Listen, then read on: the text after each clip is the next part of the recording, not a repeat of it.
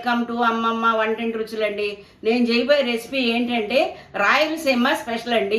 అలసందలతో వడలేస్తున్నాను. నేను ఒక 20 రోజుల నుంచి కొన్ని ప్రాబ్లమ్స్ వల్ల నేను వంటకాలు చేయలేకపోయానండి. ఈ రోజు నుంచి స్టార్ట్ చేస్తున్నానండి. డైలీ ఒక రెసిపీ మాత్రం తప్పనిసరిగా పెడతానండి. వంటింట్లోకి వెళ్ళిపోదాం. అలసందలండి. ఈ అలసందలు మన మార్కెట్లో కానీ సూపర్ మార్కెట్లో కానీ ఎక్కడైనా ఉంటాయండి. నేనేం చేశానంటే ఆ అలసందలు తెచ్చుకుని ఇలా పప్పులాగా చేసుకున్నానండి. పప్పులాగా చేసుకుని నేను 4 గంటల ముందు ఒక గ్లాస్ పప్పుకి 4 గ్లాసులు వాటర్ పోసుకుని ఇలా నానబెట్టుకుంటేనండి ఇదిగోండి ఇలా వస్తుంది అనమాట. దీన్ని మాత్రం మీరు వాటర్తో మాత్రం మిక్సీలో వేసుకోబాకండి. వేసుకుంటే ఏమవుతుందంటే జారెళ్ళు అయిపోయి మనకి వడకి సరిగ్గా రాదండి. అందుకని నేను ఆ బెజ్జాల దానిలో ఇలా వడకొట్టుకున్నానండి. ఇప్పుడు దీన్ని మనం మిక్సీ జార్లోకి వేసేసుకుందామండి.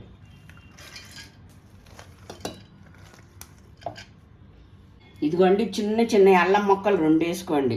పచ్చిమిరకాయలు మాత్రం 4 వేసుకుంటున్నానండి. ఇలా ముక్కలు కోసుకుని వేసుకోండి, బాగా మెత్తగా నలుగుతుంది. ఉప్పు మాత్రం అప్పుడు వేసుకోబాకండి. ఉప్పు వేసుకుంటే ఏమవుతుందంటే మనం మిక్సీ పట్టుకున్నప్పుడు పల్చగా అయిపోయి మనకి వడక రాదండి. అందుకనే మిక్సీ పట్టేశాక అప్పుడు ఉప్పు కలుపుకుందామండి మనం. ఇదిగోండి ఇలాగూ మెత్తగా కాకుండా మరీ పొలుగ్గా కాకుండా కొంచెం బరకగా రుబ్బుకున్నారనుకోండి, ఆ ఎర్ర కాలినప్పుడు మన పంటి కింద పడి నవ్వులుతుంటే చాలా టేస్టీగా ఉంటుందండి. ఇదిగోండి ఇలాగే రుబ్బుకోండి, ఇలా ఉండకొచ్చేటట్టు ఇలా ఉందండి. మనం గ్యాస్ వెలిగించుకుని ఆయిల్ పెట్టుకుంటానండి. అదంతా ప్రిపేర్ అయ్యేసరికి మనం ఆయిల్ కాగుతుందండి, వెంటనే వేసేసుకోవచ్చు. ఇదిగోండి వడ మునిగే వరకు ఇలా వేసుకోండి ఆయిల్ని. ఇదిగోండి ఇది కొత్తిమీర అండి. కొత్తిమీర ఎంత వేసుకున్నా చాలా టేస్టీగా ఉంటుందండి మీకు. ఇదిగోండి ఉల్లిపాయ ముక్కలు, పెద్దది ఉల్లిపాయ తీసుకుని ఉల్లిపాయ ముక్కలు సన్నగా కోసుకోండి అట్లా.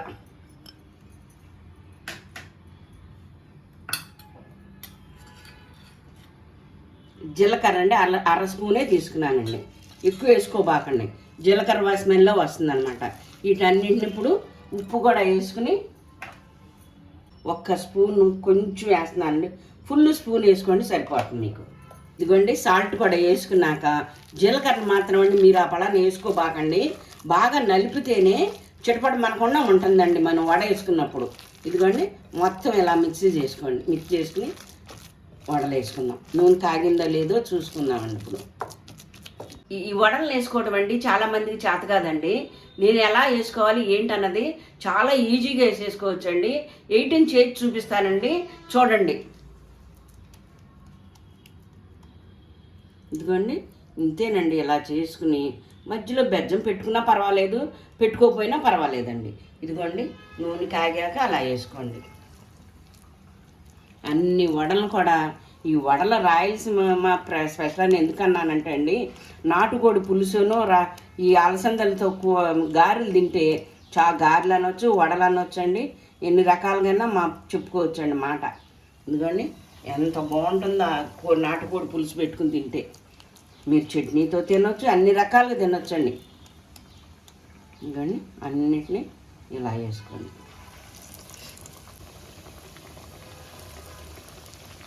ఇదిగోండి రెండో పక్కకు కూడా తిప్పేసుకుందామండి. ఇలా గోల్డెన్ బ్రౌన్ కలర్ వచ్చే వరకు కాలనే ఉంది. ఈ రెండో పక్కన కూడా అలాగా కాలాక తీసేసుకుందాం అన్నమాట. ఇదిగోండి చూసారా ఎంత కలర్ఫుల్గా ఉన్నాయో.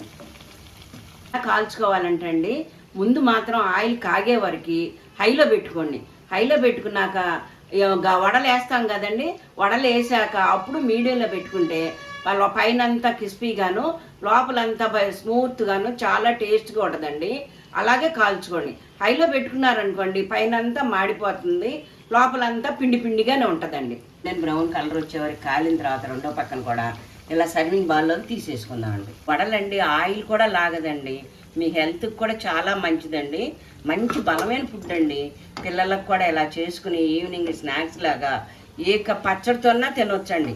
నాటుకోడి పులుసు అనే కాదండి, పచ్చడితో కూడా తినొచ్చండి.